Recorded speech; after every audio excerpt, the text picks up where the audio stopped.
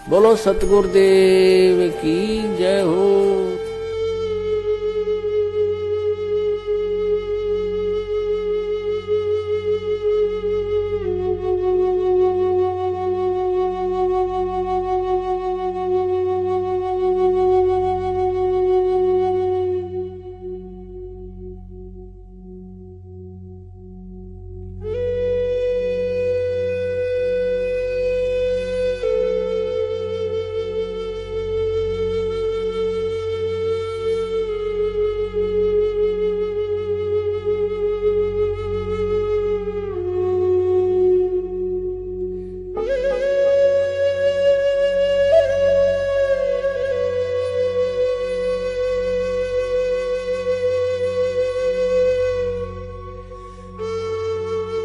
मालिक का ये पूर्ण मिशन है।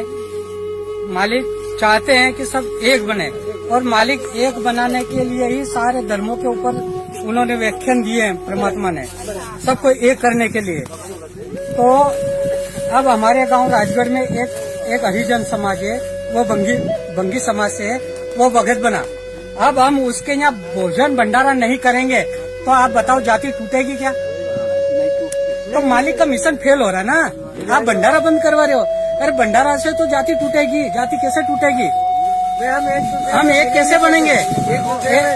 ये आज ये भील समाज के यहाँ सत्संग हुआ। आप कोई पाटीदार है, कोई मारू है, कोई लोधा है, कोई सिरवी है, कोई ब्राह्मण है, कोई किस समाज से, सब ऊंची समाज से भी आए। आपने यहाँ भोजन भंडारा करा तो ये परमात्मा के मिशन को सफल बनाया आपने।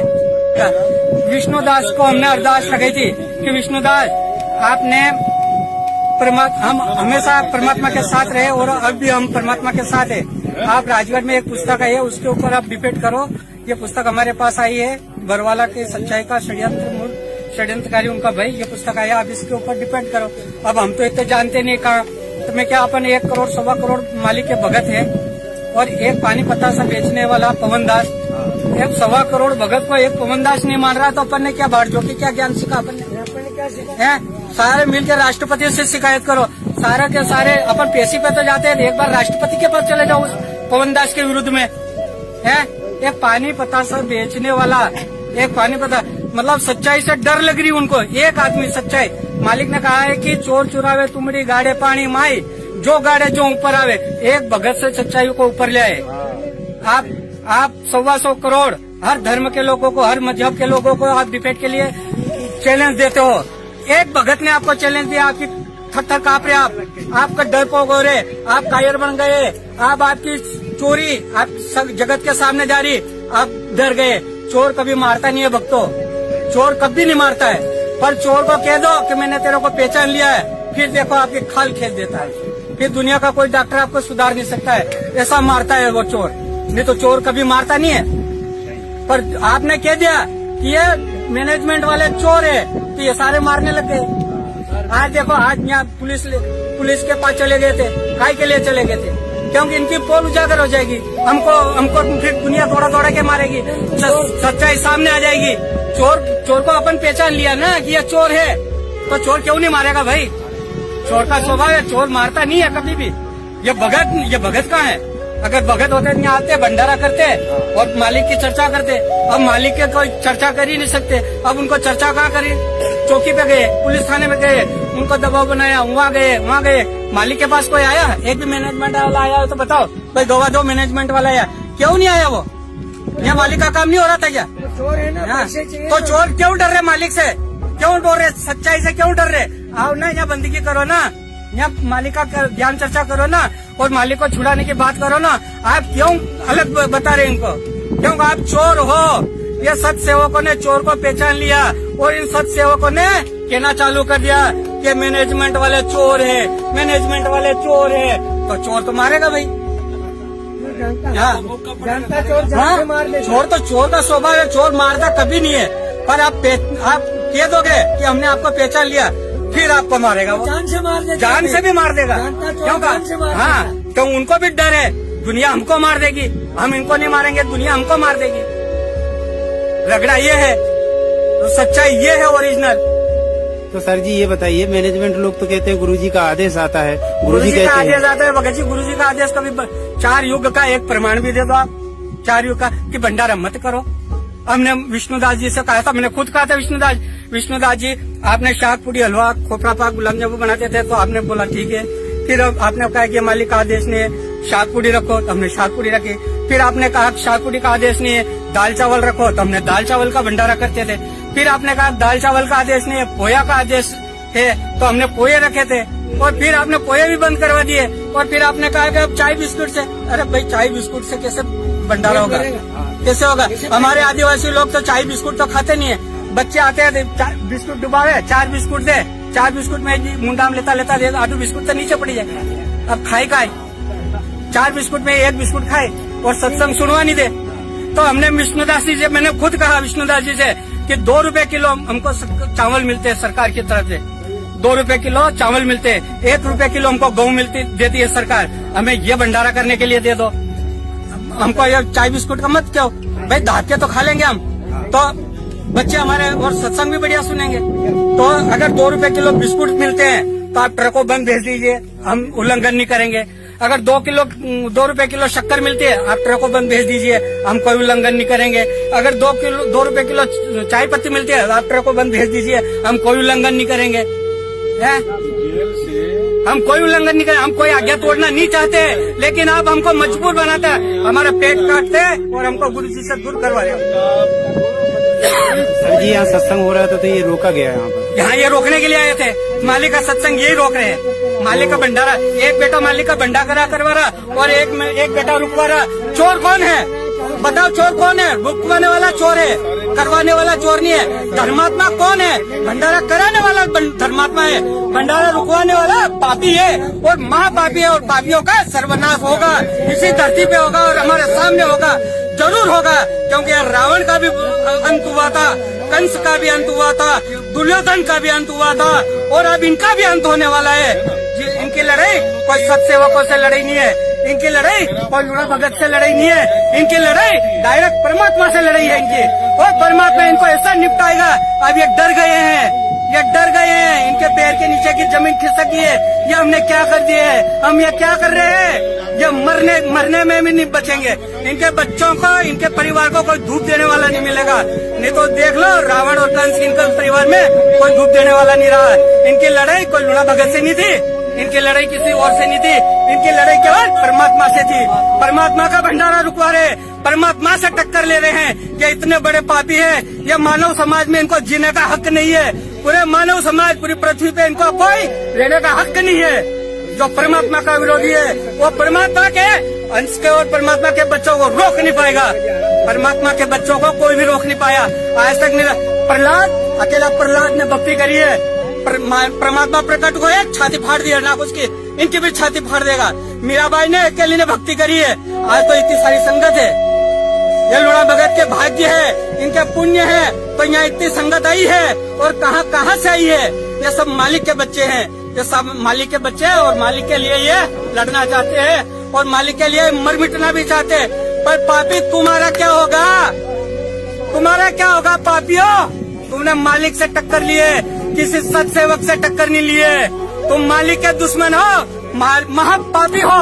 इस पृथ्वी पे आपको जीने का कोई अधिकार नहीं है। यह मालिक का अंश है। सत साहेब जय बंदी छोड़, बड़ा बंदी छोड़, सतगुरु रामपाल जी महाराज की।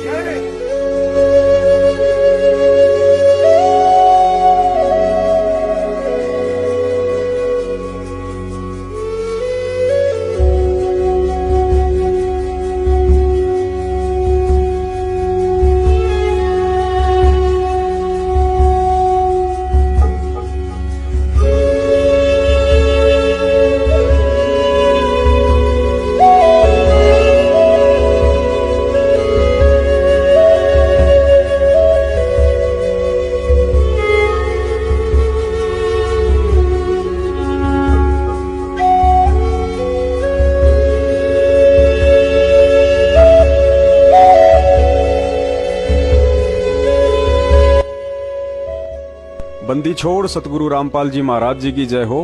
परमात्मा की सभी प्यारी आत्माओं को पवनदास जयपुर वाले का सत्साहेब। पुण्यात्माओं, आज आपको एक छोटी सी कहानी सुनाते हैं। करबद्ध प्रार्थना है अंत तक ध्यान से सुनना, क्योंकि किसी भी कहानी का अंत उसकी मोरल होती है। यह कहानी आपको वह सब कुछ समझा देगी जो कि लाखों की संगत पिछले 4 साल से नहीं समझ सकी। दिल्ली शहर में एक वकील रहता था, नाम था केपी सिंह। बहुत ही दिग्गज वकील था। सफेद झूठ को काले में और काले झूठ को सफेद में परिवर्तित कर देना तो उसके बाएं हाथ का काम था। जिंदगी में वकालत से खूब पैसा कमाया और अंत में रिटायरमेंट हो गया, लेकिन उससे पहले अपने बेटे को वकील बना दिया। पिता की अच्छी जान पहचान के चलते बेटे के पास भी काफी केस आने लगे। एक दिन केपी सिंह का बेटा कोर्ट से घर आया तो हाथ में मिठाई का डब्बा था। सबसे पहले पिता केपी सिंह के हाथ में लड्डू थमाकर बोला कि पापा जी मुंह मीठा कीजिए। आज यदि आप मेरी उपलब्धि सुनेंगे तो आपको अपने बेटे पर गर्व महसूस होगा और आपका सीना चौड़ा हो जाएगा। केपी सिंह ने कहा, बेटा जरा बता तो आखिर ऐसी क्या बात है जो तू फूला ही नहीं समा रहा है। बेटा बोला, पिताजी आपको याद हो तो आपके हाथ में पिछले 40 साल से दिल्ली की मशहूर हस्ती सेठ हल्दीराम के दिवंगत पिताजी का एक मुकदमा था, जिसे आप 40 वर्षों तक नहीं निपटा पाए थे। लेकिन आज आपके बेटे ने उस केस में दिवंगत सेठ हल्दीराम के बेटे की जीत करवाकर उसे न्याय दिलवा दिया है। इतना सुनते ही केपी सिंह की आंखें गुस्से से लाल सुर्ख हो गई। बीपी का लेवल बढ़ गया। मिठाई का डब्बा टेबल से उठाकर दूर फेंक डाला। साथ ही एक जोरदार तमाचा अपने बेटे के गाल पर जड़ दिया और बोला, नालायक गधे, तुझे इतना ही नहीं पता कि जिस हल्दीराम के केस में आज तूने उसके बेटे को न्याय दिलवाकर उस फाइल का गला घोट दिया है, उस मुकदमे के पीछे तो मैंने तेरी 4 बहनों की एक से एक घरों में शादियां कर दी। तुम तीनों भाइयों के लिए शहर में अलग अलग कोठियां बना दी। तेरी माँ का अमेरिका से घुटने का ऑपरेशन करवा लाया और तुम तीनों भाइयों के बच्चों को शहर के सबसे टॉप स्कूल में पढ़ा रहा हूँ। और आज तो उसी केस की फाइल बंद करवाकर खुशी खुशी हाथ में मिठाई लेकर आया है कि पापा खुश होंगे। नालायक, तूने तो मेरी प्लानिंग पर ही पानी फेर दिया। महीनों के लाखों रुपए उस केस की बदौलत घर में आ रहे थे, तूने सब चौपट कर डाला। पुण्यात्माओं, ठीक यही हालत आज आप और हमारे साथ हो रही है। अपने मन में झूठा वहम पाल बैठे लाखों अंध भगत पिछले 4 साल से यही सोच रहे होंगे कि दिल्ली से एपी सिंह व चंडीगढ़ से एस के गर्ग नरवाना जैसे जाने माने वकील संत रामपाल जी महाराज जी को देशद्रोह व मर्डर के मुकदमों में लोअर कोर्ट से लेकर हाई कोर्ट में राहत दिलवाने की पुरजोर कोशिश कर रहे होंगे। और सोचना भी गलत नहीं है, क्योंकि सतलोक आश्रम मैनेजमेंट हरियाणा पिछले 4 वर्षों से संगत को गुरुजी की जमानत के सपने दिखाकर इन सभी वकीलों की मोटी फीस की दुहाई देकर बेचारे भक्तों को अब तक लूट ही तो रहा है। लेकिन पिछले 4 साल से इन सभी महापुरुषों की वकालत करने के तौर तरीकों को यदि गौर से देखा जाए तो यही समझ में आता है कि भरे बाजार में मदारी भी बंदर को इस कदर नहीं नचाता होगा जिस कदर इन बड़े बड़े नामधारी काले कोट वालों ने गद्दार सतलोक आश्रम मैनेजमेंट हरियाणा के मुखिया महेंद्र भगोड़े के इशारों पर चंद कागज के टुकड़ों के लिए कठपुतली बनकर संत रामपाल जी महाराज जी के मुकदमों में उल्टी पैरवी करके दुनिया में उनका मजाक बनाकर रख दिया है। यदि इन कानूनी पहलवानों के द्वारा संत रामपाल जी महाराज जी के मुकदमों में पिछले 4 साल से की जा रही वकालत को विस्तार से बताया जाए तो 16 फिल्म से भी बड़ा वीडियो बन सकता है। लेकिन समय अभाव के चलते इनकी कुछ करतूतों को संक्षेप में आप जी के सामने रखने की कोशिश करते हैं। फिर भी 1 घंटे से ऊपर का वीडियो बन जाएगा। निवेदन करता हूं, धैर्य रखें और इसे अंत तक देखें। सबसे पहले तो आपको एक हकीकत से परिचित करवा देते हैं कि ये जितने भी काले कोट वाले हैं कागजों में अवश्य संत रामपाल जी महाराज जी की वकीलों के नाम से जाने जाते हैं, लेकिन असल में पिछली 4 साल से बचाव और पैरवी इनको मुंह मांगी मोटी रकम देने वाले सतलोक आश्रम मैनेजमेंट के मुखिया अर्थात निर्दोष संत रामपाल जी महाराज जी के छोटे भाई महेंद्र भगोड़े व उसके कुछ साथियों की कर रहे हैं। 4 साल से देशद्रोह के मुकदमे में भगोड़ा घोषित होने के बाद भी यदि आज तक महेंद्र कानूनी शिकंजे से बचा हुआ है तो वह मेहरबानी अंधी संगत का करोड़ों रुपया और इन वकीलों की है। बेचारे भेड़ बकरियां चराने वाले भगत तो मर्डर वाले मुकदमा नंबर 429 व 430 में गुरुजी के साथ हिसार जेल में दोहरी आजीवन की उम्र कैद सश्रम सजा काट रहे हैं, और दूसरी तरफ ब्लड रिलेशन में होने व देशद्रोह वाले मुकदमे में हिट लिस्ट में होने के उपरांत भी बेटा अमित जमानत पर और बाप महेंद्र भगोड़ा बनकर संगत के दान पर ऐश लूट रहा है, तो केवल अंध संगत के पैसों व इन्हीं दिग्गज समझे जाने वाले वकीलों की मेहरबानी से। सत्सेवकों ने बार बार वीडियो डालकर इस गुरु गद्दार सतलोक आश्रम मैनेजमेंट और इनके दिग्गज वकीलों को बरवाला कांड पर तथा इनकी पैरवी के तौर तरीकों को लेकर टीवी चैनल पर डिबेट के लिए न्योता दिया था, लेकिन सामने नहीं आते हैं क्योंकि मैनेजमेंट की तरह इन्हें भी अपनी कमजोरियों का बखूबी मालूम है। चलिए कोई बात नहीं, पुरानी कहावत है कि बकरे की मां कब तक खैर मनाएगी। आखिरकार संत रामपाल जी महाराज जी के मुकदमों में आज इन वकीलों का सफेद झूठ सबके सामने रखने का समय आ ही गया है।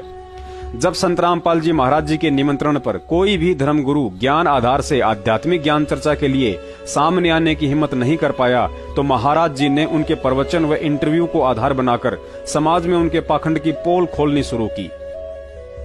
ठीक उसी पैटर्न पर आज सतलोक आश्रम मैनेजमेंट के कानूनी अंगरक्षक सुप्रीम कोर्ट के वकील एपी सिंह व गिरीश दास दिल्ली से, जो कि वकील भी है और भगत भी है, कुछ महीने पहले हरियाणा न्यूज चैनल पर इन दोनों वकीलों, हरियाणा सरकार के प्रतिनिधि त्रिवेंद्र सैनी व दिल्ली से किसी शिवपाल नाम के भगत की डिबेट दिखाई जा रही थी।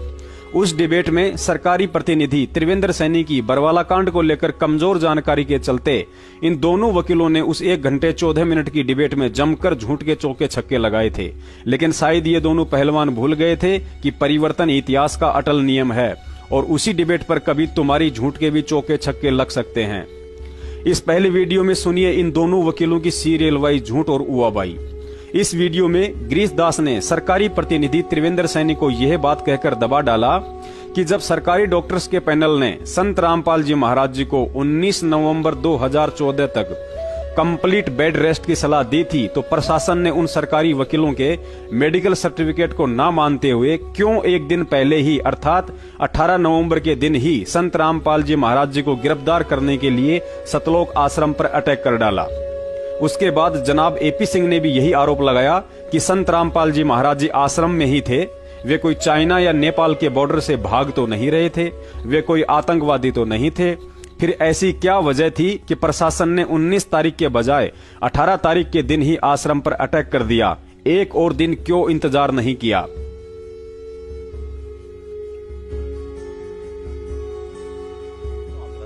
एक और चीज है, यहाँ एक ये भी चीज सामने आती है कि जब वहाँ उस वक्त स्थिति थी, सरकार के द्वारा ये कहा जा रहा था कि संत रामपाल जी महाराज सामने नहीं आ रहे हैं, तो यदि वो पेश हो जाते तो कंटेंट ऑफ कोर्ट का जो मैटर है, क्या उसको लेकर और परिस्थिति दूसरी होती? नहीं, बिल्कुल पेश होने को। जब 19 तारीख डेट फिक्स कर दी, वो कहीं भाग तो नहीं रहे थे। आपकी 40,000 पुलिस लगी थी सराउंडिंग, कोई ऊपर से हेलीकॉप्टर से तो नहीं आ रहा था, कोई रेड कॉर्नर नोटिस तो जारी नहीं था, कहीं चाइना बॉर्डर और नेपाल बॉर्डर से तो जैसा कि जनरली भाग जाते हैं वैसा तो नहीं था।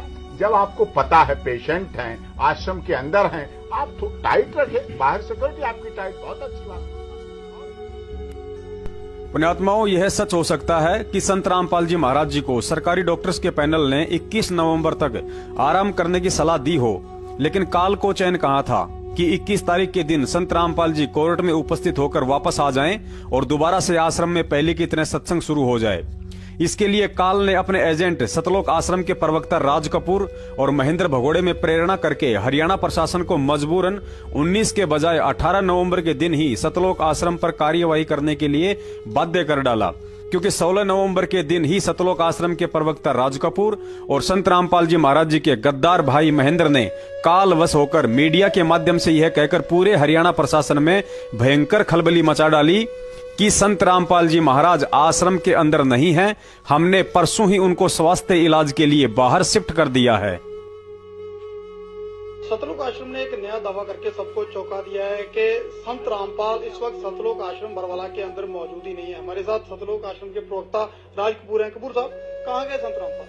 सर, हमें उन्हें अच्छे इलाज के लिए, क्योंकि यहाँ पे डॉक्टर और दवाइयाँ नहीं आने दी जा रही प्रशासन की तरफ से, और बिजली पानी काट दिया है, तो उनको अच्छी मेडिकल की जरूरत थी, तो हमने उनको शिफ्ट कर दिया।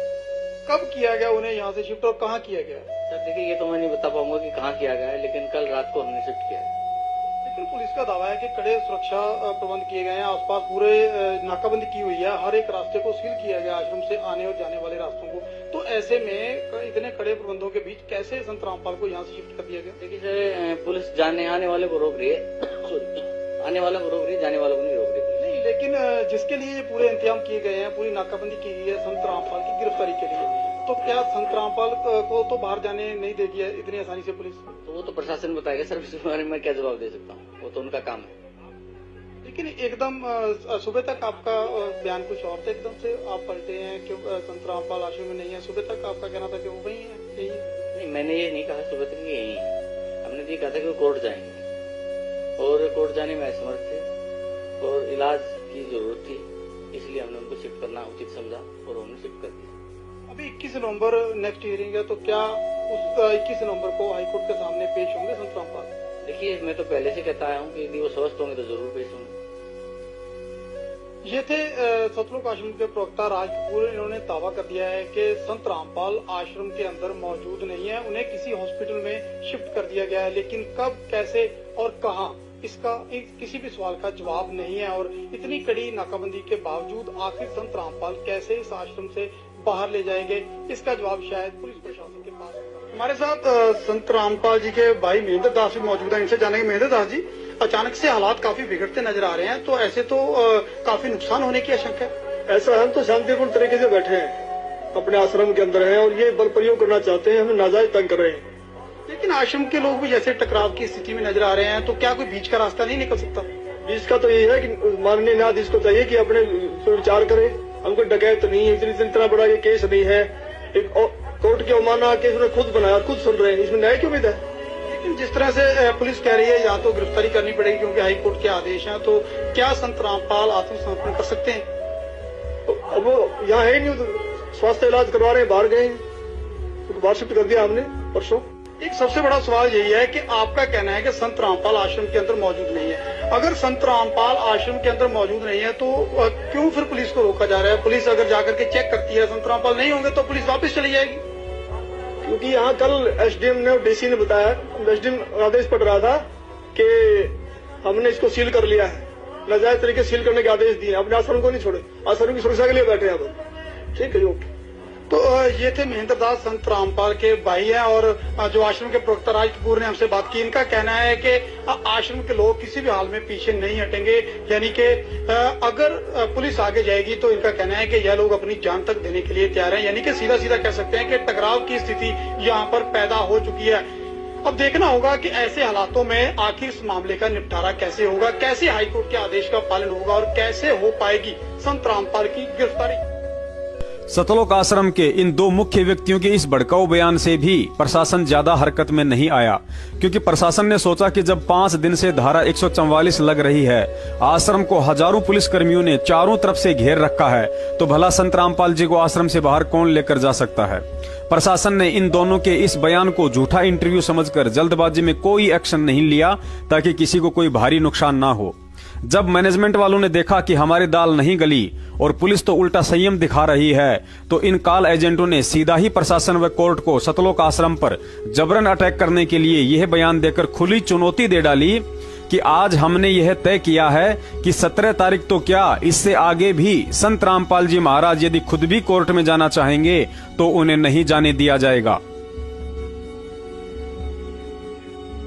वहीं इस मामले पर राष्ट्रीय समाज सेवा समिति के अध्यक्ष और सतलोक आश्रम के समर्थक राम कंवल ढाका ने आज शाम को कहा है कि अगर बाबा रामपाल खुद भी जाना चाहेंगे अदालत में तो वो उनको नहीं जाने देंगे। आइए उन्होंने क्या कहा ये भी आपको सुनवाते हैं।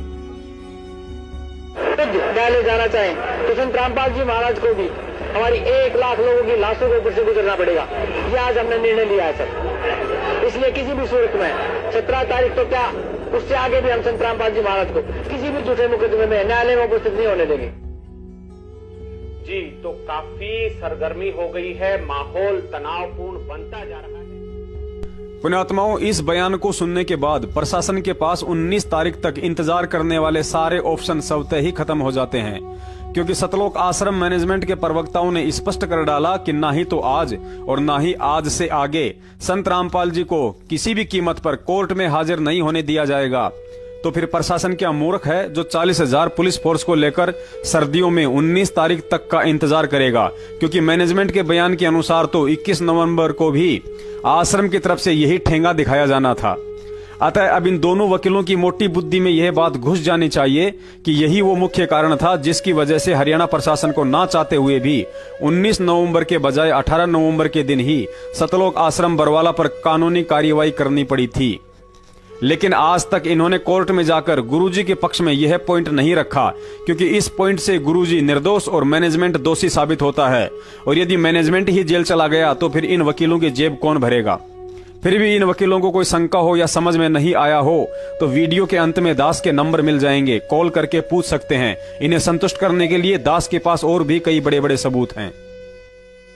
पुण्यात्माओं, अब आगे आप जो वीडियो देखेंगे उसमें त्रिवेंद्र सैनी जी ने कहा कि संत रामपाल जी पर कोर्ट की अवमानना का मामला था, लेकिन उन्होंने कोर्ट में हाजिर होने के बजाय उस मेडिकल सर्टिफिकेट की आड़ में कोर्ट जाने से बचने के लिए बच्चों व महिलाओं का जमावड़ा अर्थात ढाल बनाना शुरू कर दिया। साथ ही हथियारों का जखीरा भी जमा करना शुरू कर डाला। त्रिवेंद्र सैनी जी की इस बात के जवाब में इन दोनों वकीलों ने तुरंत ही सफेद झूठ बोल डाला कि ना ही तो आश्रम के बाहर बच्चों व महिलाओं को ढाल बनाया गया था और ना ही आश्रम में हथियारों का जखीरा मिला था। क्या संत रामपाल की एक मिनट, क्या संत रामपाल की गिरफ्तारी में 950 लोगों का रोल था? 950 लोगों का अरेस्ट किया। आप सुनने की क्षमता रखें। आप बोलिए। आपने सवाल किए हैं तो जवाब सुनने की क्षमता रखें। ठीक है। देखिए, 5 महिलाएं और एक बच्चे की मौत हुई जी। आप देख रहे हैं कि भाई वहां पे जो आपने वीडियो देखा है, मैं ये कहना चाह रहा हूं कि वहां पे जो महिलाएं थी वो संत रामपाल जी के सामने जो है ना एक दीवार बन के खड़ी हो गई थी, जिनको हटा पाना बहुत मुश्किल हो गया था। और जो भीड़ और जो हथियार वहां पे जो लोगों ने जमा कर रखे थे उस मेडिकल एड के साइड में, मतलब जो एक संत रामपाल जी, एक मिनट मुझे नहीं, आप मेरी बात अधूरी रह जाएगी सर, आप मेरी बात अधूरी रह जाएगी। आप सुन लीजिए पहले, थोड़ा सुन लेते हैं। जो वहां पे मेडिकल का जो टाइम दिया गया, संत रामपाल जी ने कहा भाई हम 19 नवंबर को जो है पेश हो जाएंगे, लेकिन 15, 16, 17 को वहां पे क्या हुआ, वहां पे उनके अनुयायियों ने वहां पे जमावड़ा लगाना शुरू कर दिया और वहां पे हथियारों का जखीरा जोड़ना शुरू कर दिया। और वहां पे जो महिलाओं की जो संख्या थी जो उनके अनुयायी है, निश्चित तौर पर हम आप ऐसा कोई हथियारों का जखीरा आश्रम से नहीं मिला है। ठीक है, जरा जवाब ले लेते हैं गिरीश जी से। ठीक है त्रिवेंद्र जी, आपका जो सवाल है वो जरा जवाब ले लेते हैं गिरीश जी से। गिरीश जी बताना चाहूंगा, गिरीश जी यहाँ ये सवाल उठ रहा है कि वहाँ अंदर जखीरा था, आप हमारी बात मत काटिए। जखीरा नहीं, आपको बोलने का पूरा अधिकार दिया गया, हमें भी तो सरकार का पक्ष रखना। हमारी सरकार निर्दोष है, रामपाल अनुयायियों के विरोधी नहीं है। झूठे आरोप लगाकर आप अपना पक्ष मत रखिए, आप बिल्कुल पक्ष रखिए, सच्चाई के साथ रखिए। एक मिनट, जो हथियारों का जखीरे की बात कही जा रही है, मैं इनको बता दूं, कोई ऐसा हथियारों का जखीरा आश्रम में नहीं था। वहाँ पे हथियार बरामद नहीं किए, मेरी बात सुनिए, जो भी हथियार थे कोई भी गैर लाइसेंसी हथियार नहीं था। परिवार सहित आते थे लोग, परिवार सहित आते थे, परिवार के साथ जो महिलाओं को आगे करके जिस तरह क्या गोलियां नहीं चलाई आस्था है उसको संत रामपाल में जो 5 महिलाएं मरी, उसका जिम्मेवार कौन है? रामपाल हो गए, जिससे कि आपने अभी जो क्वेश्चन करा है कि वहां महिलाओं को ढाल बनाया गया था, ऐसा कुछ नहीं है, क्योंकि संत रामपाल जी महाराज उसमें बाइज्जत बरी हो चुके हैं।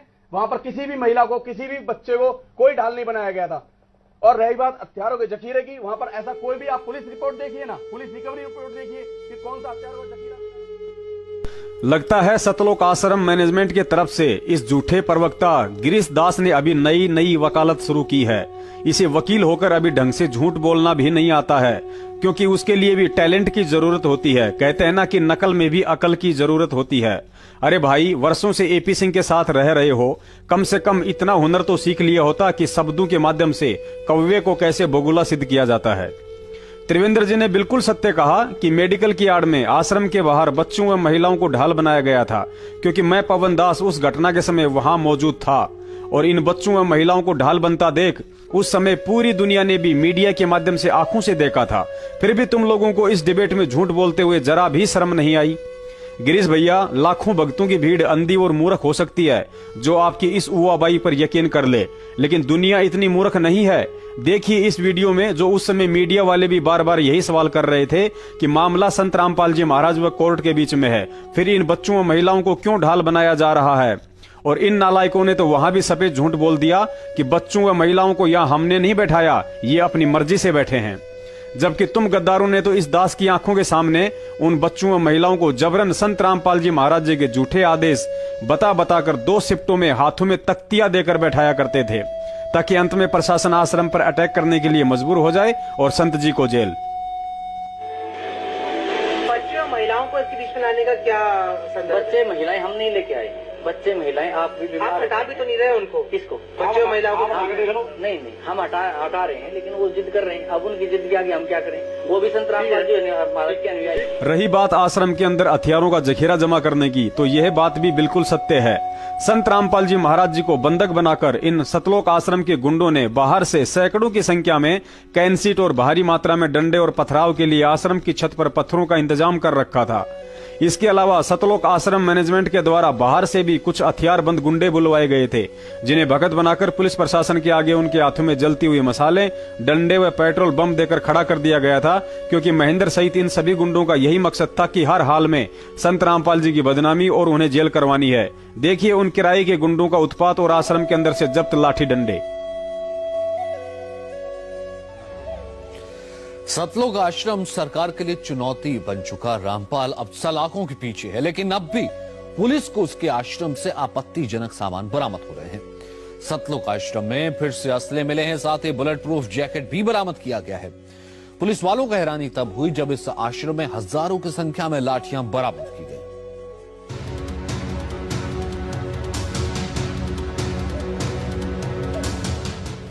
रामपाल के सतलोक आश्रम में तलाशी के दौरान एक के बाद एक खुलासे हो रहे हैं।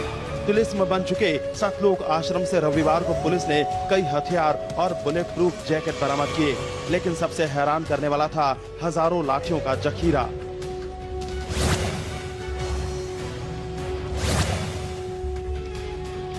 इन लाठियों को देखकर आप भी हैरान हो जाएंगे। आश्रम से एक नहीं, दो नहीं, बल्कि हजारों की तादाद में लाठियां पुलिस को मिली हैं। देखिए कैसे पूरी की पूरी ट्रॉली भर गई। पुलिस के इस सर्च ऑपरेशन के दौरान रामपाल के भक्त पुलिस के सामने डटे हुए थे।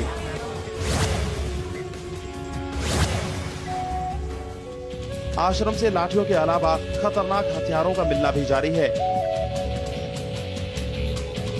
लेकिन पुलिस उस वक्त हैरान रह गई जब उसे आश्रम से 3 बुलेट प्रूफ जैकेट मिले। पुलिस फिलहाल आशंका जता रही है कि आश्रम से अभी कई और हथियार बरामद हो सकते हैं।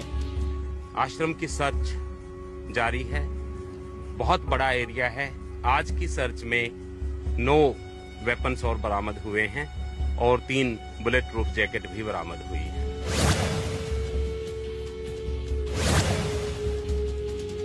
रामपाल पुलिस रिमांड में है। पूछताछ में कुछ खास जानकारी नहीं मिलती देख पुलिस रामपाल को लेकर सतलोक आश्रम पहुंची और उसकी मौजूदगी में आश्रम की तिजोरियां खोली गई, जिनमें से अभी तक महज 3,41,000 रुपए बरामद हुए हैं। हालांकि अभी कई तिजोरियां खुलनी बाकी हैं।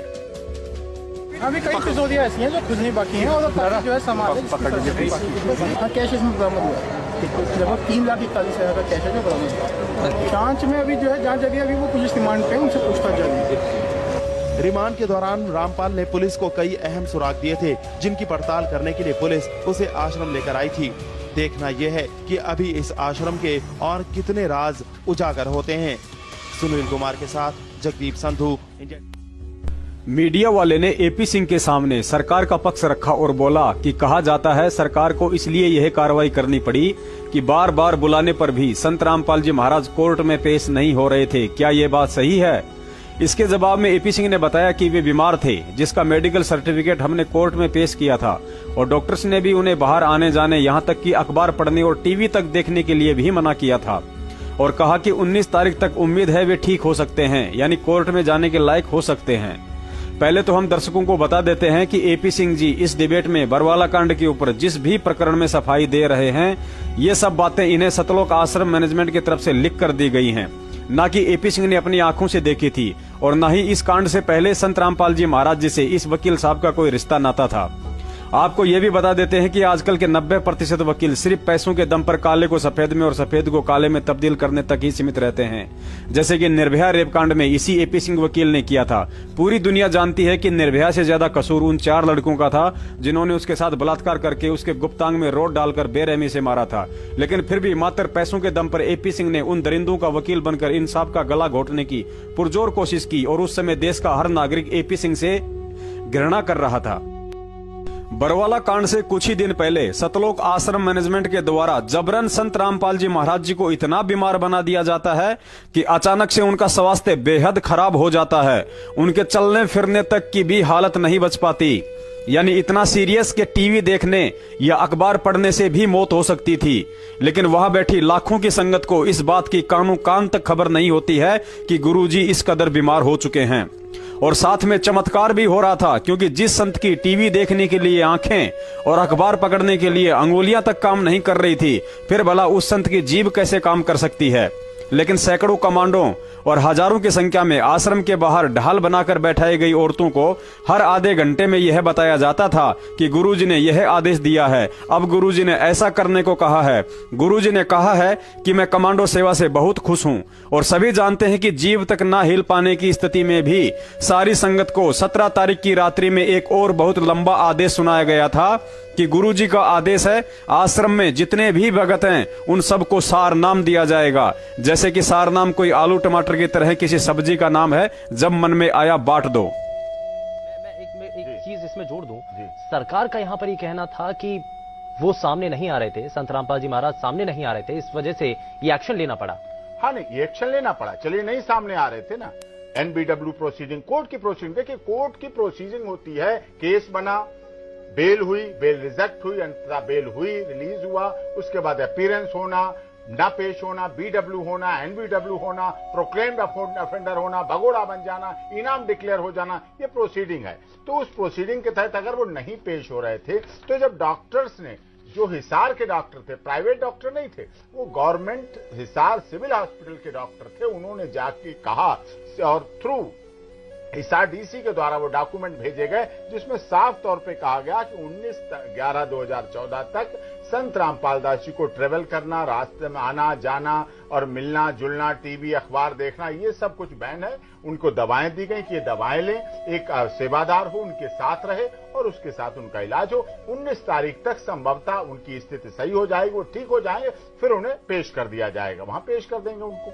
ये चीज थी, डॉक्यूमेंट्री एविडेंस है, जो भी उस समय तत्कालीन एडवोकेट थे उन्होंने किया और वहां लगाया, लेकिन उनकी बात। दूसरा विचारणीय विषय यह है, यदि उस समय गुरुजी इतने ही बीमार थे तो फिर सतलोक आश्रम मैनेजमेंट बरवाला कांड के समय जो भी ज्ञान विरुद्ध घटिया आदेश संगत को दे रहा था, फिर उन्हें वह आदेश कौन दे रहा था। और 18 तारीख तक संत रामपाल जी महाराज इतने ही भयंकर बीमार थे तो फिर 19 तारीख को दिन में वे अचानक से कैसे इस कदर स्वस्थ हो सकते हैं कि जैसे कभी बीमार थे ही नहीं। अपने पैरों पर सतलोक आश्रम के बाहर तक आए, फिर पंचकुला तक 4 घंटे के सफर में एम्बुलेंस में बैठे ही रहे, लेटे तक भी नहीं। और जब उनका पुनः मेडिकल किया गया तो वे बिल्कुल 16 आना स्वस्थ थे। उन्हें ऐसी कोई तकलीफ या बीमारी नहीं थी जो कि सतलोक आश्रम मैनेजमेंट के द्वारा बताई जा रही थी। और न ही आज 4 साल से ऊपर का समय हो चुका है जेल में उन्हें ऐसी कोई भयंकर बीमारी हुई है जो आश्रम में सारी सुविधाओं के रहते सहते हो गई थी। दूसरी तरफ यह भी सत्य है कि संत रामपाल जी महाराज हल्के फुल्के अस्वस्थ हो सकते हैं, इसमें कोई बड़ी बात नहीं है, लेकिन इतने भयंकर बीमार नहीं थे ताकि चलने फिरने और उठने बैठने में भी दिक्कत हो। और ये सारी चाल उनके आदेशों की आड़ में इन गद्दार सतलोक आश्रम मैनेजमेंट वालों ने ही सरकार के साथ चली थी। मैनेजमेंट वालों ने तो सरकार के साथ जो चाल चली, इसके अलावा संत जी को दुनिया में बदनाम करने का कार्य भी किया, ताकि वर्षों से उनका तत्व ज्ञान सुन रहे लोगों को सोचने पर मजबूर होना पड़े कि जो संत अपने सत मंत्रों, भक्ति व आशीर्वाद मात्र से दुनिया की कैंसर और एड्स जैसी लाइलाज बीमारियां बिना मेडिसिन के ठीक कर सकता है, तो स्वयं इतना भयंकर बीमार कैसे हो गया कि उठने बैठने तक की भी हालत नहीं रही। पुण्यात्माओं, इस मेडिकल वाली बात को यदि विस्तार से बताना शुरू कर दिया तो इसमें बरवाला से ही डॉक्टर अनंत नाम का भी नाम जुड़ जाएगा और इस पूरे मामले को समझने में घंटों समय लग जाएगा। अतः इसकी गहराई में उस समय जाएंगे जब कभी टीवी चैनल पर इन लोगों के सामने आमना सामना होगा। अतः फिलहाल समझदार के लिए संकेत ही काफी है। पुण्यात्माओं, इन लोगों ने 2008 से लेकर 2014 तक पिछले 6 वर्षों से संत रामपाल जी महाराज जी को कोर्ट में पेश नहीं होने दिया और इसी तरह के नकली मेडिकल लगाते रहे तथा 2014 तक इन गद्दारों ने गुरुजी को अपने जैसा आम मानव समझते हुए अपनी मनमानियां करते हुए उनसे 42 बार कोर्ट की अवमानना करवाई। और यदि 1-2 बार रोहतक या हिसार कोर्ट में जाने भी दिया तो लाखों की संगत को पीठ पीछे उन्हीं के फर्जी आदेश बताकर ढाल बनाते रहे और सरकार पर दबाव बनाने के लिए कुछ युवा भक्तों को भ्रमित करके उन्हीं के आदेश बताकर अपनी ब्लैक कमांडो नाम से एक प्राइवेट आर्मी भी तैयार कर ली। कोर्ट ने 6 साल तक संत रामपाल जी महाराज जी की पीठ पीछे उनके भाई महेंद्र द्वारा उन्हीं के आदेश बताकर किए जा रहे इस नाटक को देखा और सहन भी किया, लेकिन जब पानी सर के ऊपर से गुजर गया तो अंत में कोर्ट ने यह कड़ा रुख अपनाने का फैसला किया। और यदि कोर्ट को किसी माध्यम से इस कुचक्कर का पता भी चल जाता कि यह सारा घटनाक्रम निर्दोष संत रामपाल जी महाराज जी की आड़ व आदेशों का सहारा लेकर सतलोक आश्रम मैनेजमेंट और राष्ट्रीय समाज सेवा समिति कर रही है, तो भी कोर्ट के आदेश से लॉ एंड ऑर्डर की स्थिति को मेंटेन रखने के लिए प्रशासन यही कदम उठाता जो उसने 18 नवंबर 2014 के समय उठाया था। आपको इसका एक और प्रमाण देते हैं कि संत रामपाल जी महाराज का कोर्ट में उपस्थित न हो पाने का मुख्य कारण यदि कोई भयंकर बीमारी ही होती तो उस समय उनका वकील एस के गर्ग नरवाना यह बात क्यों बोलता कि मेरी खुद महाराज जी से बात हुई है और उन्होंने कहा है कि मैं तो बीमार होने के बावजूद भी कोर्ट में पेश होना चाहता था, लेकिन मुझे आश्रम में बंधक बना रखा था। और जब मीडिया वाले ने बंधक बनाने वालों के नाम आदि जानना चाहा तो इस एस के गर्ग नरवाना वकील साहब ने सतलोक आश्रम मैनेजमेंट वालों से मिल रहे पैसों का कर्ज अदा करते हुए उनका बचाव करते हुए RSSS यानी राष्ट्रीय समाज सेवा समिति के गुंडों का नाम सार्वजनिक ना करते हुए सरेआम काला कोट पहनकर सफेद झूठ बोल दिया कि कुछ असामाजिक तत्वों ने बंधक बना रखा था। फार्मर्स हैं, ये हथियार कैसे रख सकते हैं? पर बहुत बड़ा जखीरा हथियारों का बरामद हुआ है आश्रम के अंदर। नहीं, ऐसा कुछ नहीं है, ऐसी कोई रिपोर्ट नहीं है। एडवोकेट जनरल ने कोर्ट में बताया है कि अभी हम सर्च कर रहे हैं और उसके बाद वो रिपोर्ट देंगे। आप ऐसा प्रिज्यूम क्यों कर रहे हो कि वहाँ पे हथियार है?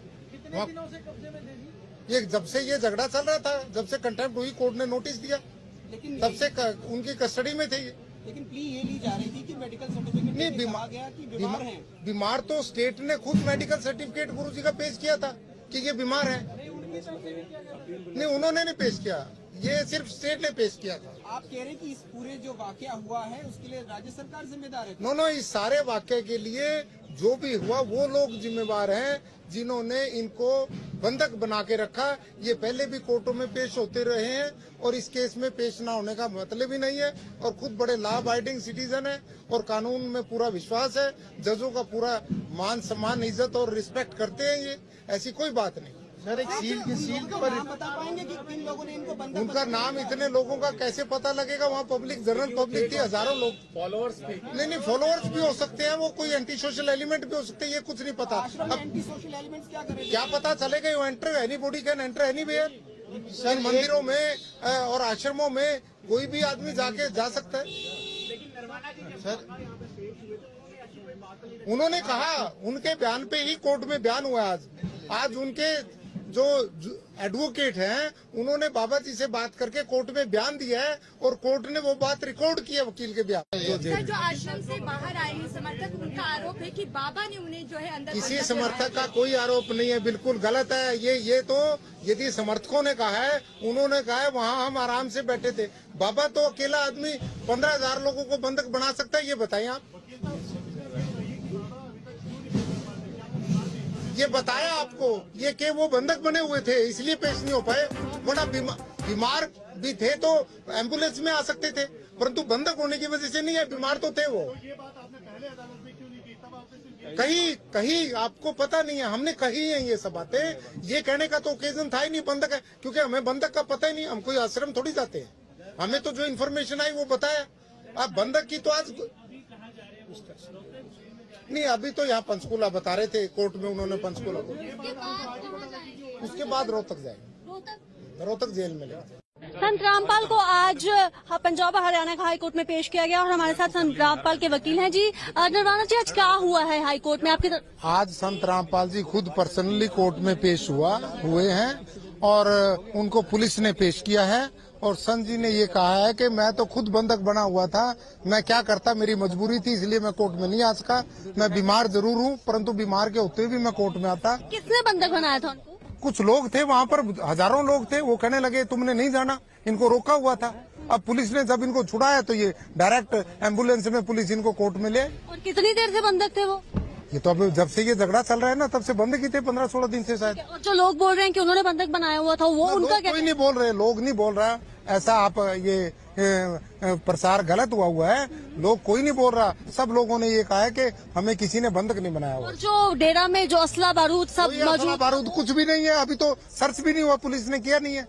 असला बारूद ये क्यों रखेंगे? अब उन्हें कहाँ लेके जाया जा रहा है? अब उनको पंचकुला लेके जा रहे हैं आज, और उसके बाद शहरों तक लेके। बहुत बहुत शुक्रिया। और ये हमारे साथ थे विशाल गर्ग नरवाना, जो कि हमें बता रहे थे कि पुण्यात्माओं, तत्व ज्ञान कहता है कि सतगुरु के मुख से निकला हुआ कोई भी शब्द अनायास नहीं होता है और उनके मुख से उच्चारित हर एक शब्द का गहरा अर्थ होता है।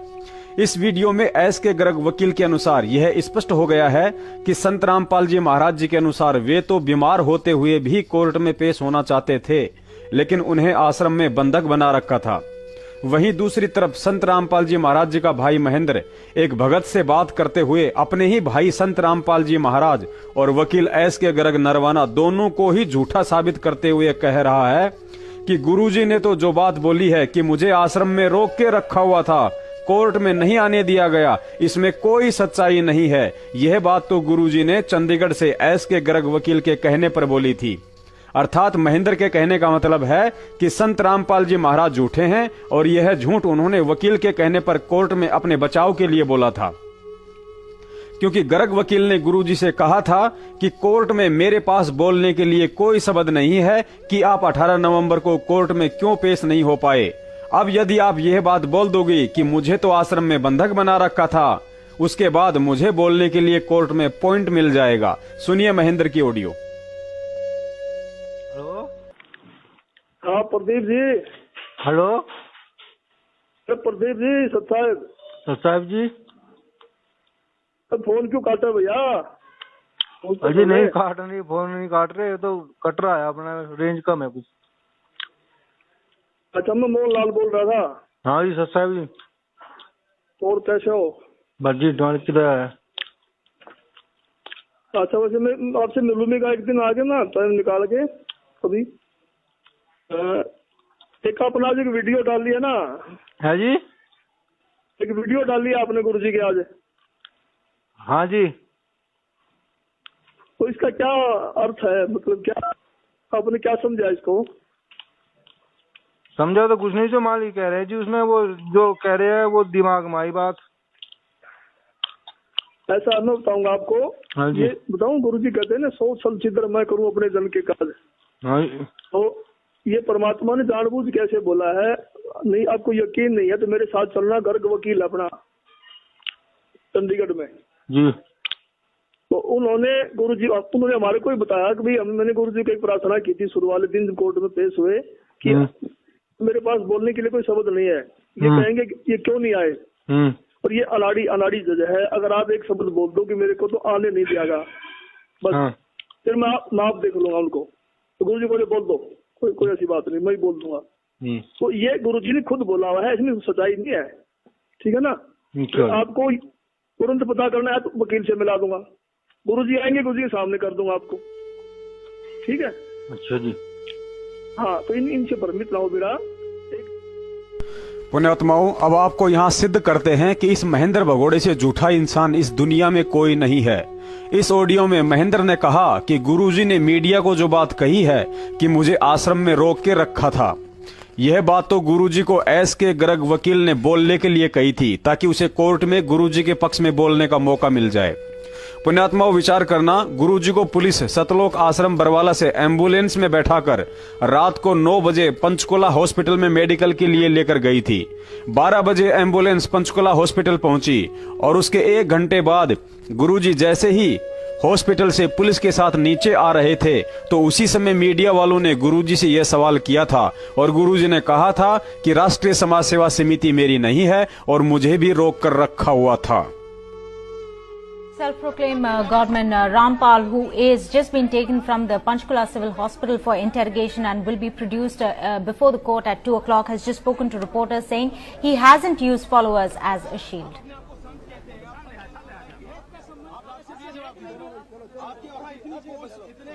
रिपोर्ट आ चुकी है, आपको मेडिकल रिपोर्ट आ चुकी है, उसमें है कि आप बिल्कुल सही है, लेकिन कोर्ट को गुमराह कहीं न कहीं किया गया। ये कहा जाता रहा कि आप अस्वस्थ है, जिसकी वजह से कोर्ट में पेश नहीं हो पाए। अब स्वस्थ हो गया, मैं पहले बीमार था। रामपाल जी, आपकी जो बेल एप्लीकेशन थी वो भी अब रिजेक्ट कर दी गई है, जो 2008 में आपको बेल मिली थी कोर्ट की तरफ से, उसके बारे में क्या कहना है? धन्यवाद। जो पूरा विवाद हुआ उसमें 6 लोगों की जान गई, आपको कोई अफसोस है उस बात का? बहुत अफसोस है। नहीं, जो आपने अपने अनुयायियों को ढाल बनाया और आप पीछे छुपे रहे, मैंने किसी को नहीं, वो आप सही मानते हैं? मैंने नहीं बनाया किसी को, वो अपने आप ही बन रहे थे, मुझे भी रोक रखा था। पुण्यात्माओं, अब आप जी स्वयं विचार कर लेना कि जिस समय गुरुजी ने यह बंधक बनाने वाला बयान दिया था, उस समय तो यह एस के गर्ग वकील गुरुजी से मिला भी नहीं था। फिर कहां से तो गुरुजी ने वकील के कहने से झूठ बोल दी और कहां इस वकील ने गुरुजी को झूठ बोलने की सलाह दे दी। और दूसरी बात, सारनाम लेने के बाद भी इस गद्दार महेंद्र ने यह कैसे विश्वास कर लिया कि वह असंख्य ब्रह्मांडों का मालिक सत्यवादी परमात्मा कैसे अपने बचाव के लिए एक 2 कौड़ी के वकील के कहने से अपने विधान को तोड़कर झूठ बोल सकता है। मतलब यह व्यक्ति गुरुजी को परमात्मा नहीं बल्कि अपने जैसा एक सामान्य व्यक्ति ही समझता है। और ऐसे नालायकों के लिए ही कबीर साहिब जी ने कहा है कि गुरु को मानुष जानते ते नर कहिए अंध, ओए दुखी संसार में आ गए यम के फंदे। और गुरु को मानुष जो गिने चरणामृत को पान, ते नर नर के जाएंगे जन्म जन्म हो समान। दूसरी तरफ गर्ग वकील ने यह तो कह दिया कि आश्रम में गुरुजी को असामाजिक तत्वों ने बंधक बना रखा था, लेकिन उस असामाजिक तत्व राष्ट्रीय समाज सेवा समिति का नाम छुपाकर यह भी साबित कर दिया कि या तो इस वकील साहब की जानकारी शून्य थी या पैसों के वजन के आगे इसकी जीभ नहीं उठ पाई।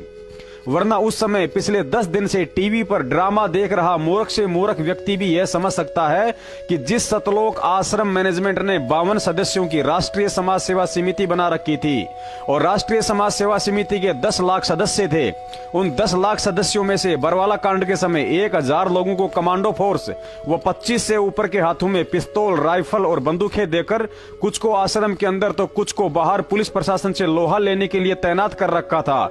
और जब 40,000 हथियारबंद पुलिस प्रशासन के सतलोक आश्रम के अंदर 4 दिन से घुसने की हिम्मत नहीं हो पाई, तो फिर दुनिया में ऐसा कौन सा असामाजिक तत्व आ गया जो जबरन सतलोक आश्रम में घुसकर संत रामपाल जी महाराज जी को बंधक बना सकता है? वकील साहब, ऐसे कच्चे और झूठे बयान देकर आप स्वयं अपनी तौहीन करवा रहे हैं। ऐसी झूठी और मन गढ़ंत कहानियां केवल हिंदी फिल्मों में अच्छी लगती हैं, असल जिंदगी में नहीं। पुण्यात्माओं, पिछले 4 साल से सतलोक आश्रम मैनेजमेंट और इन वकीलों के द्वारा यह सारा खेल अंधी संगत के करोड़ों दान के रुपयों पर खेला जा रहा है। अतः जितने कर्म संगत के बिगड़ रहे हैं, शायद इन वकीलों के भी नहीं। आज तक इन वकीलों ने कोर्ट में गुरुजी के पक्ष में यह बात क्यों नहीं रखी कि संत रामपाल जी महाराज जी तो बीमारी की हालत में भी कोर्ट में पेश होना चाहते थे, लेकिन उन्हीं के भाई के गुंडों ने उनको आश्रम में बंधक बना रखा था। आज तक इन वकीलों ने कोर्ट में गुरुजी के पक्ष में यह बात क्यों नहीं रखी कि सतलोक आश्रम के बाहर जो 5 मौतें हुई हैं, उनके जिम्मेदार संत रामपाल जी महाराज नहीं बल्कि राष्ट्रीय समाज सेवा समिति और सतलोक आश्रम मैनेजमेंट है। आज तक इन वकीलों ने कोर्ट में गुरुजी के पक्ष में यह बात क्यों नहीं रखी कि संत रामपाल जी महाराज जी निर्दोष हैं और जो उनके गद्दार भाई सहित काफी लोग भगोड़े बनकर छुपते फिर रहे हैं। यदि कोर्ट निष्पक्ष फैसला करना चाहती है तो उन सभी भगोड़ों को भी पकड़कर कोर्ट में पेश करे ताकि सच्चाई सबके सामने आ सके। आज तक इन वकीलों ने कोर्ट में गुरुजी के पक्ष में यह बात क्यों नहीं रखी कि जिस राष्ट्रीय समाज सेवा समिति के कारण यह सारा कांड हुआ है, उस समिति के अध्यक्ष रामकुमार ढाका को जमानत और संत रामपाल जी महाराज जी को उम्र कैद क्यों? आज तक इन वकीलों ने कोर्ट में गुरुजी के पक्ष में यह बात क्यों नहीं रखी कि जिस संत रामपाल जी महाराज जी ने अपने बयानों में बरवाला कांड का मुख्य दोषी बलजीत लहरी, राज कपूर, राजेंद्र भटगांव व रामकुमार ढाका को बताया है, तो फिर उन्हें जेल में ठोकने के बजाय जमानत पर क्यों छोड़ दिया गया? आज तक इन वकीलों ने कोर्ट में गुरुजी के पक्ष में यह बात क्यों नहीं रखी कि बरवाला कांड में हुई 6 मौतों के मुख्य जिम्मेदार महेंद्र भगोड़े व उसके बेटे अमित का उस केस में नाम तक नहीं और बेचारे भेड़ बकरियां चराने वालों को उम्र कैद की सजा सुना दी? क्योंकि इन वकीलों के द्वारा यदि गुरुजी के पक्ष में कोर्ट के सामने ये सारी बातें रखी जाती तो कोर्ट न्याय करते हुए संत रामपाल जी महाराज जी को बाइज्जत बरी और महेंद्र सहित सभी भगोड़ों को सलाखों के पीछे डाल देती। फिर ऐसे में इन वकीलों के घर कैसे चलते? कैसे भोली संगत को दान के नाम पर लूटने वाला प्लान सफल हो पाता? फिर कैसे महेंद्र भगोड़े का डिजिटल गुरु बनने का सपना पूरा हो पाता, फिर कैसे संगत इन गधों को दान देकर अपने कर्म फोड़ पाती, फिर कैसे गुरुजी के परिवार वाले और कुछ चमचे अपने कुकर्मों व घटिया स्वभाव को भगत समाज के सामने दिखा पाते, फिर कैसे ये बड़े बड़े सारनामी गुंडे अपने आप को गधा साबित कर पाते। पुण्यात्माओं, अब इस वीडियो के अंत में आपको सतलोक आश्रम मैनेजमेंट हरियाणा और उनके वकीलों की एक ऐसी दोगली नीति से रूबरू करवाया जाएगा जिसको आंखों से देखने के बाद तत्वज्ञानी भक्तों की तो मैं कह नहीं सकता, लेकिन मूर्ख से मूर्ख व्यक्ति भी इस दोगले आचरण को देखकर यह समझ सकता है कि संत रामपाल जी महाराज जी को कानूनी दावपेचों में फंसाने का काम कोर्ट या प्रशासन नहीं बल्कि सतलोक आश्रम मैनेजमेंट हरियाणा के इशारे पर यही दिग्गज समझे जाने वाले वकील कर रहे हैं। दास, अभी आपको बरवाला कांड के दौरान जिन 5 महिला भक्तों व एक बच्चे की मौत हुई थी, उनकी मौत के मुख्य कारण को सतलोक आश्रम मैनेजमेंट, उनके वकीलों व मरने वालों के परिवार वालों के मुख से ही सुनाने जा रहा है। आप जी इसे ध्यान से सुनिए।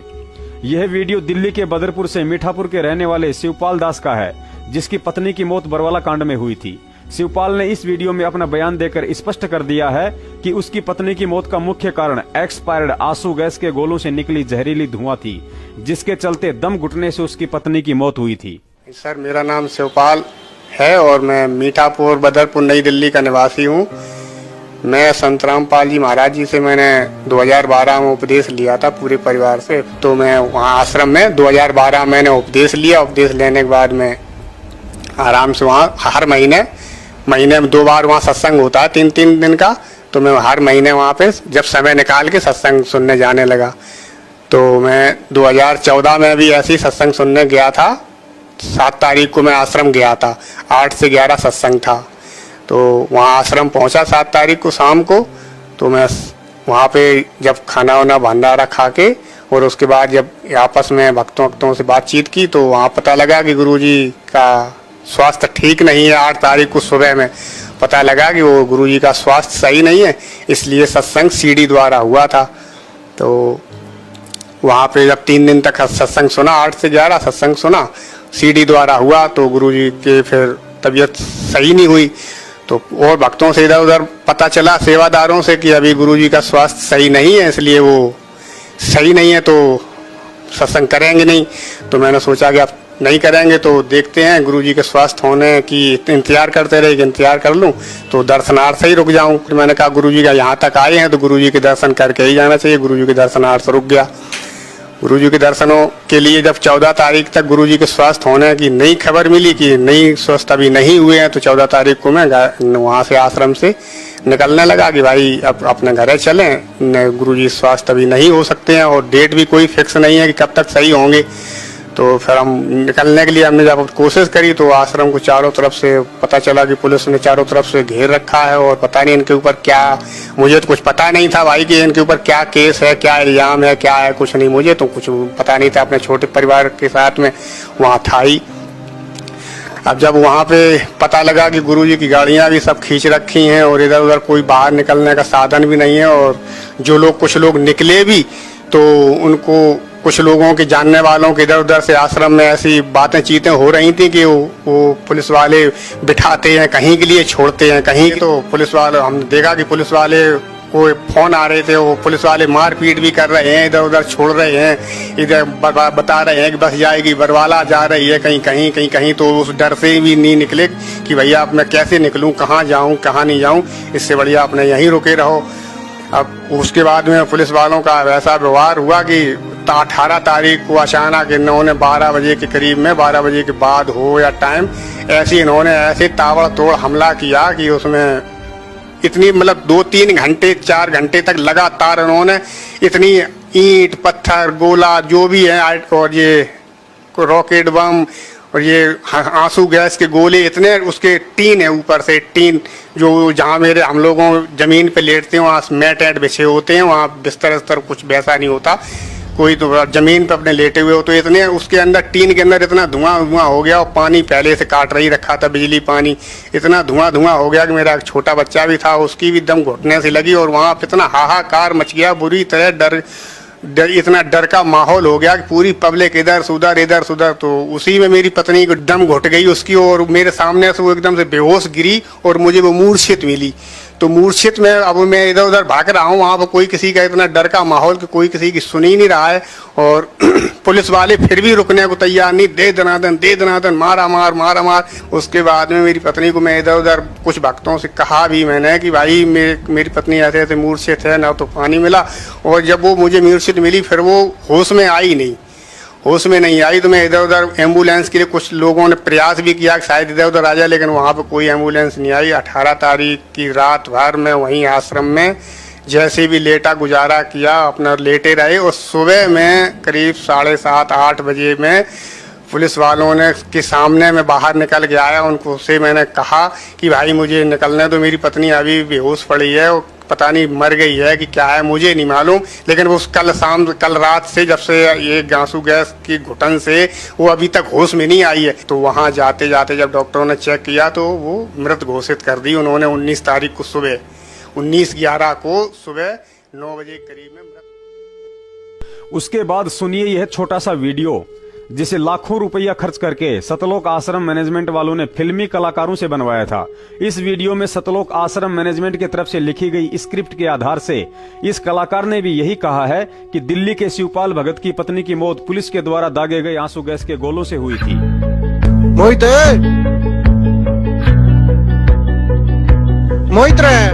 अरे मोनू तो राम बेटे राम चलो भाई रेस मारने आ जाओ भाई, पहले बैठ एक बार, थारे गुरु की बात चल रही है। अच्छा ताऊ और ताऊ ठीक हो बेटा, माफ करिए, थारे गुरु के बारे में हमने गलत शब्द बोला, वो तो बिल्कुल निर्दोष हैं। सच्चाई का तो ये बेरा पटिया है। वो तो मैं ना ताऊ, पहले मैं भी संत रामपाल जी ने बुरा मान्या करता। जब मेरी चौंध टूट गई, आज आपकी टूट गई, और एक दिन तो ताऊ ये सारी दुनिया की टूटेगी। अच्छा रे, अच्छा तुमने क्या लगे बेटा, 302 वाले केस में थारे गुरुजी बरी हो जाएंगे। ताऊ हमने संविधान पे पूरा भरोसा है, इन सारे केसा का फैसला हमारे हक में आना है, और ये सारे केस झूठे ला रखे हैं, हमारे गुरुजी बाइज्जत बरी आने हैं। अच्छा तो बेटा थोड़ी सी खोल के बता बात ने। ताऊ पहली बात तो यह, एक घटना पे 2 FIR नहीं कट सकती, और उनने मारे पे 2 FIR 429 और 430 दोनों काट दी। अक डबल सजाओ अम्बे यार मोनू न्यू क्यों कर भाई। 429 तय अपना एक दिल्ली का भगत भाई है शिवपाल, उसके नाम तो काटी है, और भाई पुलिस ने उड़े कोहराम मचाया है। आंसू गैस के गोले, लाठी चार्ज, रॉकेट बम, और ताऊ लगातार जाने में 4 घंटे पानी की बारिश करी है, जिससे 5 औरत और एक 1.5 साल के बच्चे की मौत होगी। ताऊ उनमें एक शिवपाल की औरत थी जो मरी थी। उसके बाद इस वीडियो में जब त्रिवेंद्र सैनी ने हकीकत बताई कि उन 5 महिलाओं व बच्चे की मौत का मुख्य कारण भगदड़ थी, तो वही पास में बैठे सुप्रीम कोर्ट के वकील AP सिंह व गिरीश दास ने यह कहकर कि भगदड़ भी तो पुलिस के कारण ही हुई थी, स्वीकार कर लिया कि उन सब की मौत का कारण पुलिस प्रशासन ही था, चाहे भगदड़ हो या आंसू गैस के गोले। और आप उन पर लाठी चलाएंगे जिन बच्चों पर, महिलाओं पर जो सीबीआई जांच की मांग कर रहे थे। क्या अपने केस में सीबीआई की जांच की मांग कौन करता है? AP सिंह जी, सीबीआई की जांच आप देखिए, वहां के मेरी बात सुनिए, देखिए सीबीआई जांच की मांग कर रहे थे। पोस्टमार्टम रिपोर्ट है। हाँ बिल्कुल पोस्टमार्टम जो 5 महिलाएं और एक बच्ची मरी, उनकी पोस्टमार्टम रिपोर्ट है। बिल्कुल आपके पास नहीं है अभी। बिल्कुल मैं आपको बताता हूँ, उनकी मृत्यु का कारण जो थी वो भगदड़ के कारण हुई। भगदड़ में दबने के कारण महिलाओं की मौत हुई। पुलिस किसने क्रिएट की भगदड़? जब भगदड़ बैठे थे अंदर से फायरिंग किसने क्रिएट की? अंदर से फायरिंग की, अंदर से फायरिंग पता ही नहीं है। बाहर पुलिस खड़ी हुई, अंदर से फायरिंग स्टार्ट की गई। लेकिन एक चीज है त्रिवेंद्र जी, ठीक है त्रिवेंद्र जी, एक चीज तो है इसके गोले। और सारी संगत जानती है कि पिछले 4 साल से सतलोक आश्रम मैनेजमेंट और उनके वकील भी संगत को या प्रेस कॉन्फ्रेंस के माध्यम से देश दुनिया को यही संदेशा दे रहे थे कि उन 6 भक्तों की मौत की वजह पुलिस के आंसू गैस के गोले थे।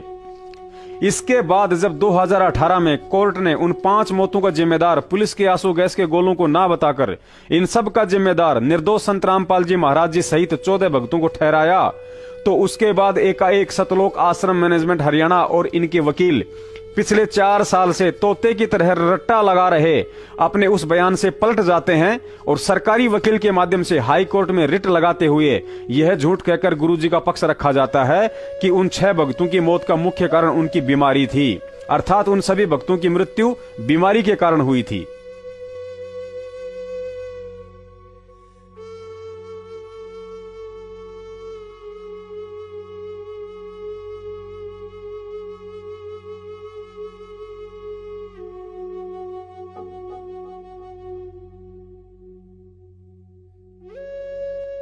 पुण्यात्माओं, यहां गहन विचार करना कि किस कदर इस गद्दार मैनेजमेंट और इनके वकीलों के द्वारा जानबूझकर संगत और गुरुजी के साथ भद्दा मजाक और हाई कोर्ट में झूठी व मनगढ़ंत याचिकाएं लगाकर उन्हें आसानी से खुद ही रिजेक्ट करवा लेते हैं और फिर दोष उल्टा कोर्ट के सिर मढ़ देते हैं कि हमें न्याय नहीं दिया जा रहा, हमारे गुरुजी को जानबूझकर फंसाया जा रहा है, जबकि सारे उल्टे व फर्जी कर्म ये लोग वकीलों के साथ मिलकर स्वयं करते हैं।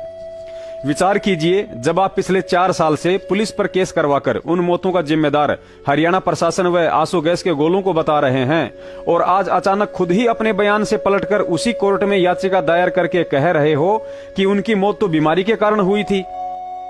क्या जज इतना मूर्ख है जो तुम्हारी इन दोगली बातों को समझ नहीं पाएगा और याचिका को स्वीकार कर लेगा? क्योंकि जज के पास तुम्हारे वे एफिडेविट भी सुरक्षित हैं जिनमें इन्हीं वकीलों ने हवाला दिया था कि मौत आंसू गैस के गोलों से हुई थी, और अब यह बीमारी वाला एफिडेविट भी सुरक्षित रहेगा। और जब कोर्ट कहेगा कि तुमने सरकारी वकील के माध्यम से बीमारी से मरने की रिट तो लगा दी, लेकिन उन 6 लोगों की सरकारी मेडिकल रिपोर्ट भी पेश करो जो यह साबित कर सके कि वास्तव में उनकी मौत बीमारी से हुई है। अब एक कहावत है कि नंगा नहाएगा क्या और निचोड़ेगा क्या, क्योंकि सरकारी हॉस्पिटल की मेडिकल रिपोर्ट सरकार ने पहले ही कोर्ट में पेश कर दी थी जिसमें उनकी मौत का कारण भगदड़ बताया गया था।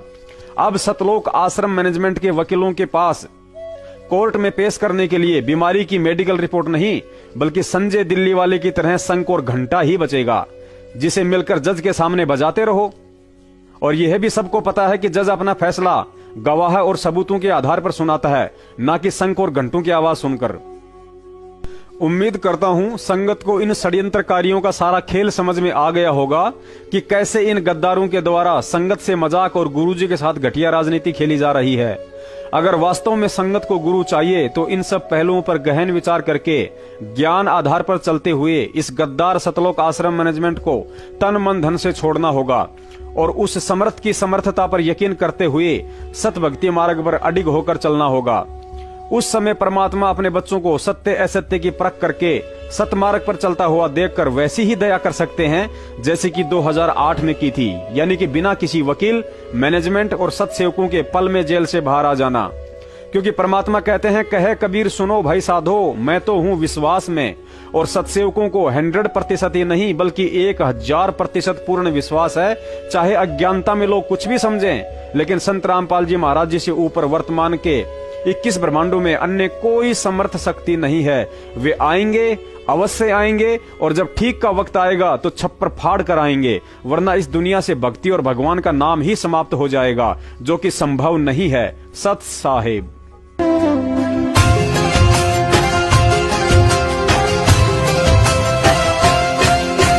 जिसके सिर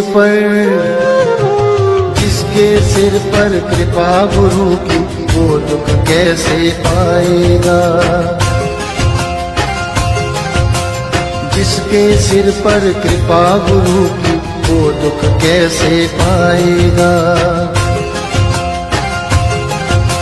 नाम गुरु जी का जप लेगा, नाम गुरु जी का जप लेगा, जीवन सफल बनाएगा। जिसके सिर पर कृपा गुरु की, वो दुख कैसे पाएगा। जिसके सिर पर कृपा गुरु की, वो दुख कैसे पाएगा।